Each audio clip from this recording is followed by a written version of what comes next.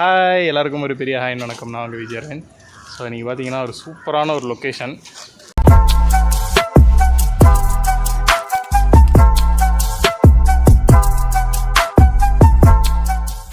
Bro hi சொல்லுங்கள். கட்சி படத்தில் போஸ்டருக்கு ஹாய் சொல்கிறேன். ப்ரோ நம்ம இப்போ எந்த இடத்துக்கு ப்ரோ வந்திருக்கிறோம் அது சொல்லுங்கள். இது பார்த்தீங்கன்னா இது எந்த நான் இருக்கேன் ஃப்ரேம்குள்ளே வந்துருங்க. ஃப்ரேம் இவ்வளோ தான் இருக்குது. இதை விட்டு வெளில போயிட்டீங்கன்னா வெளில போயிருவீங்க. சொல்லுங்கள். திருச்சி பக்கத்தில் பிஹெச்எல்னு ஒரு ஏரியா இருக்குது. அந்த பிஹெச்எல் ஏரியாக்குள்ளே இருக்கிற ஒரு மான்பார்க்குள்ளே தான் விஜய் அரவிந்த் ப்ரோ இருக்கார். அவருக்கு லொக்கேஷன் கட்டுறதுக்காக தான் இந்த பக்கம் கூட்டிகிட்டு வந்தோம். ஆனால் இந்த இடத்த பார்க்கும்போது இந்த கிளைமேட்டுக்கு அதுக்கும் வேறு மாதிரி ஒரு ஃபீல் இருக்கிறதால விஜய் ப்ரோ வந்துட்டு இதை மக்களுக்கு தெரிவிச்சே ஆகணும், என்னோடய சப்ஸ்கிரைபருக்கு நான் சொல்லி ஆகணுங்கிற ஒரே நல்ல எண்ணத்துக்காக இந்த வீடியோ எடுத்துகிட்டு இருக்காரு. ஸோ இந்த திருச்சி சைடு பிஹெச்எல் சைடு வந்தீங்கன்னா, ஆனால் இது இப்போ தான் ஓப்பன் ஆகிருக்குல்ல? 3 நாள் ஆகுது. 3 நாள். ஆமாம், 3-4 வருஷம் கழிச்சு. ஆமாம், 3-4. நான் ஒரு சில அந்த மானோட ஃபுட்டேஜஸ் எல்லாம் போடுறேன், நடுவில் எடுத்தது போடுறேன். ரொம்ப ஃபுல்லாக என்னால் எடுக்க முடியல. நாங்கள் இந்த பக்கம் வரும்போது அது அந்த பக்கம் ஓடிடுது, அந்த பக்கம் வரும்போது இது இந்த பக்கம் ஓடிடுது. ப்ரோ மொத்தம் இங்கே எவ்வளோ மான் இருக்கும்? ஏன்னா நீங்களாம் சின்ன வயசுலேருந்து இங்கே இருக்கீங்க இல்லையா? அப்போ உங்களுக்கு கண்டிப்பாக தெரிஞ்சிருக்கும். ஆக்சுவலாக நீங்கள் பார்க்கும்போது என்ன இருந்துச்சு, இப்போ என்ன இருக்குது, என்ன டிஃப்ரென்ஸ்? ஒரு 4 வருஷத்துக்கு முன்னாடி பார்த்தீங்கன்னா 500 மானுக்கு மேலே இருந்ததாக சொல்லப்படுது. குறிப்பிட்டு என்னென்னது கிடையாது, 4 பேர் சொன்னது தான். இப்போ இந்த கொரோனா டைமில் பார்த்தீங்கன்னா ஒரு 120 மானுக்கிட்ட இறந்துருச்சுன்னு சொல்லிட்டு நிறைய பேர் நியூஸில் கூட பார்த்துருப்பீங்க. அது எப்படி இறந்துச்சுன்னு சொல்கிறோன்னாங்க, கடைசி வரைக்கும் சொல்லவே இல்லை. இப்போ வந்து ஒரு 100-150 மான் தான் இருக்க மாட்டேருக்குது. 500 மான் இருந்த இடத்துல இப்போ 100 மான் தான் இருக்குது. 150 மான் தான் இருக்குது பியர். சரி, ஓகே. வராதவங்க, திருச்சி பக்கம் வரவங்க கண்டிப்பாக அந்த இடத்த வந்து செக் பண்ணுங்கள். உண்மையிலுமே ரொம்ப சூப்பராக இருக்குது. இதை வேற ஒரு கிரகத்துக்குள்ளே வந்த மாதிரியே ஒரு ஃபீலாக இருக்கும். ஜென்ரலாக இந்த மாதிரி ரயில்வே ட்ராக்லலாம் ட்ரெயின் தான் போகும் சுற்றி கட்டுறதுக்கு. ஆனால் ப்ரோ வந்து அதெல்லாம் எதுக்கு, நம்ம வாங்க தண்டவாளத்தில் நம்மளே நடந்து போகலான்னு சொல்லி நம்மளை அப்படியே கூட்டிகிட்டு வந்துட்டார். வேறு ஏதாவது இருக்கா ப்ரோ இங்கே? வேறு குழந்தைங்க விளையாடுறதுக்கு தான் நிறையா இருக்குது. சர்க்கஸு, ஊஞ்சல். அப்போ வாங்க போய் விளாட்லாம். போகலாம். சரி வாங்க அப்படியே போகலாம். அப்படியே ஒரு சில ஷார்ட்ஸ் எல்லாம் காட்டுறாங்க என்னென்ன இருக்குன்னு. இது ஒரு மினி விலாக் தான், ஓகேவா?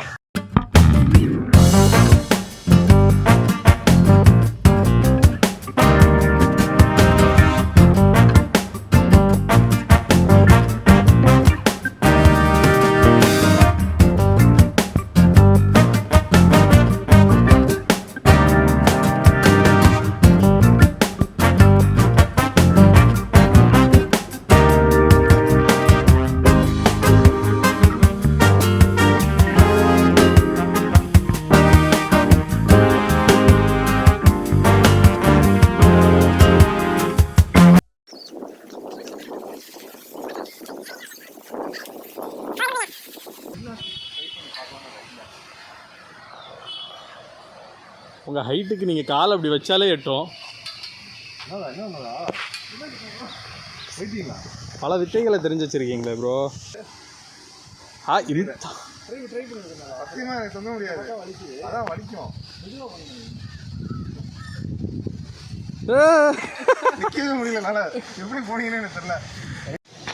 ஆக்சுவலாக இந்த மேட்ரு இருக்குல்ல, இந்த மேட்ரு எல்லா பார்க்லேயுமே இருக்கும்.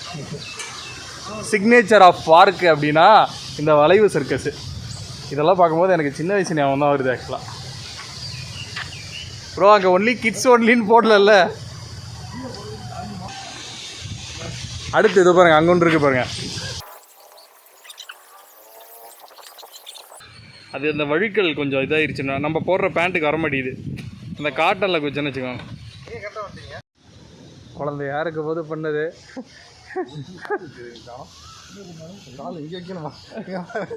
நம்மளுக்கு ஆக்சுவலாக பின்னாடி போகுது. சுற்றிட்டு இதுதான் ரிவர்ஸ் ஆத்து. ஏறிங்களா? சுற்றிட்டு வேற வச்சு போகிறோம். இடையில பேரிங் பிடிக்குது கொண்டாரா? இங்கே ஏறுங்க. ஐயோ எவனா வந்தாங்கன்னா வெயிட்டு தாக்க முடியும். மான் தான் வந்துகிட்டே இருக்குது. இப்போ தான் சாப்பாடு போட்டு முடிச்சிருக்காங்க. இதுக்கு தான் இந்த என்ட்ரி. இப்போ நாங்கள் போகிறோம். நம்மளை பார்த்தோன்னே ஓடுமா நிற்குமா? நாங்கள் ஒரு பையன் நின்றுட்டு இருக்கான். தான் நினச்சேன், ஆனால் மான் நின்றுட்டு இருக்கு. கிட்ட போய் பார்க்கலாமா? ஒரு ஒட்டுமொத்த மான் சாப்பிட்டுக்கிட்டு இருக்குது. வந்துட்டோம்னா போயிடலாம். நானே அந்த ஒரு இதுக்காக தான் நான் வெயிட் பண்ணிகிட்டு இருக்கேன். இதுக்காகவே பக்கத்தில் போகணும். இதுக்காக நம்ம எப்போ இதுக்காக நாங்கள் சொல்லி தீனிலாம் போட வச்சுருக்கோம். போட்டு வந்துருக்குறாங்க. என்ன ஒரு அதிசயம்னா, மான் வந்து வேப்பலை சாப்பிடுதுங்கிறதே நான் இங்கே வந்து தான் பார்க்குறேன். அதாவது நானுமே எனக்கே அது ஒரு பெரிய ஷாக்காக இருக்குது. நீங்கள் பார்க்குறவங்களும் ரொம்ப ஆவலாக வெயிட் பண்ணிகிட்டு இருக்கீங்க. மொபைலில் தான் நான் எடுக்கிறேன் ஆக்சுவலாக. கிளாரிட்டி நல்லா இல்லைனா தப்பாக நினச்சிக்காதீங்க. இப்போ அப்படியே கிட்ட போகிறோம், போயிட்டு அந்த ஷார்ட் அவங்களுக்கு எப்படி நான் காட்டுறேன். போகலாமா? கண்டிப்பாக ஜம்ப் கட் அது டேய் கட்டாதுடா டேய் உனக்கு போகிறேன். எவ்வளோ க்யூட்டாக இருக்குது பாருங்க. டேய் கரெக்டாக காட்டவே கண்கொள்ளா காட்சியாக இருக்கே. ஐயோ அங்கே பாருங்க கைஸ், வேறு லெவலில் இருக்குது.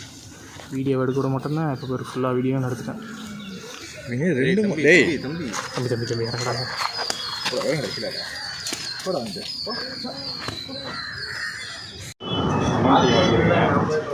நீங்கள் இன்ஜினியா ப்ரோ? பூஸ்ட் சூப்பராக இருக்குது.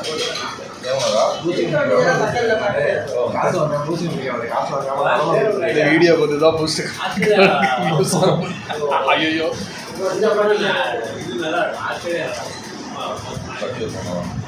நல்லா இருக்கு, அருமையாக இருக்குது. ஆனால் சுத்தமே டயர்டான மாதிரி ஒரு ஃபீல் இருக்கீங்க. உங்களுக்கு அப்படி டயர்டான மாதிரி ஃபீல் இருக்கு?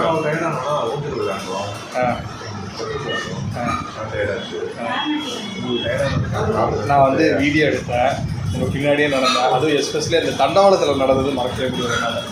நீங்கள் களியெல்லாம் எடுத்துகிட்டு வந்தீங்க யாரையா அடிக்கிறதுக்காக. அது நான் அந்த சோசியல் அவேர்னஸ் வீடியோ கொடுக்கலான்னு பார்த்தேன். அதுக்குள்ள நான் சோசியல் எஸ்கேப் ஆகிட்டேன்.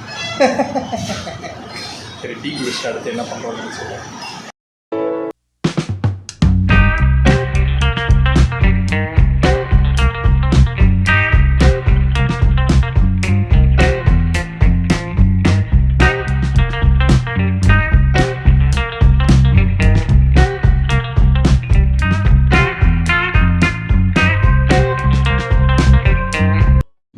ஆனால் இருக்கிறதுலே கொடூரமான விஷயம் என்ன தெரியுமா?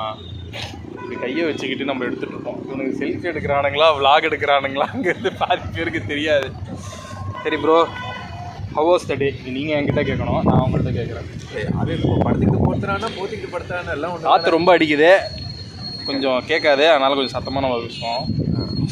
எப்படி இருந்துச்சு இவ்வளோ நாள் நீங்கள் வந்து நிறைய நீங்கள் சுற்றி இருப்பீங்க, அது வேறு விஷயம். அன்றைக்கி வந்தது உங்களுக்கு டிஸ்டர்பன்ஸாக இருந்துச்சா? எப்படி இருந்துச்சு? வந்து உங்கள் கூட வந்தது ரொம்ப சந்தோஷம். சத்தியமா அதை விட ஜம்ப் வித் அரவிந்த் அவர் கூட சுற்றுனது டபுள் சந்தோஷம். ஏன்டா உண்மையாலுமே சொல்லணும்னா இன்னைக்கு டெய்லி ஹைலைட்டான மேட்ரு பிரியாணி. அஜீஸ் ப்ரோ சமைச்சதுலேயே அந்த பிரியாணி தான் வேறு லெவலில் ஹைலைட்டு. நீங்களும் இந்த மாதிரி யார் வீட்லையாவது பிரியாணி சாப்பிட்டு எக்ஸ்பீரியன்ஸ் பண்ணியிருந்தீங்கன்னா அதை கீழே கமெண்ட்டில் சொல்லுங்கள். யாரும் சொல்ல மாட்டீங்க எனக்கு தெரியும், பட் இருந்தாலும் நான் சொல்கிறேன். உண்மையாலுமே அந்த பிரியாணி, அப்புறம் அந்த தால்ச்சா, அப்புறம் அது என்னது இது இஞ்சி குழம்பா பூண்டு குழம்பு, தாலிக்கரியானம் குழம்பு. ஆனால் என்ன கறி? தாலிக்கரியானம். தாலி கறியா? நம்ம இந்த மாதிரிலாம் சொன்னோன்னா உனக்கு காதில் வேறு மாதிரி தான் போயிருக்கு. அதாவது தாலி மீன்ஸ் என்னன்னா, புதுக்கோட்டை அன்னக்குளத்து சைட்லாம் வந்து தாலினா ஆடு. அந்த ஊரில் வந்து அந்த ஊரோட லாங்குவேஜே வேறு. நம்ம தமிழ்நாட்டில் தான் இருக்குது.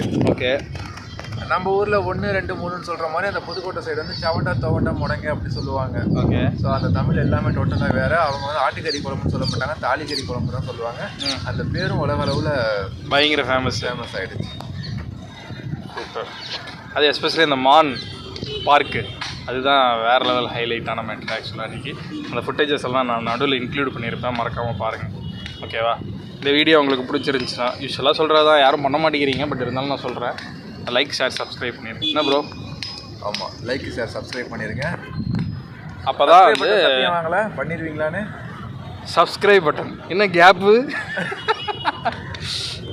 அதனால் மறக்காம பண்ணிடுங்க. அண்ட் இதே மாதிரி இன்னொரு வீடியோவில் இன்ட்ரெஸ்டிங்கான விஷயங்களை வந்து நான் கண்டிப்பாக காட்டுறேன்.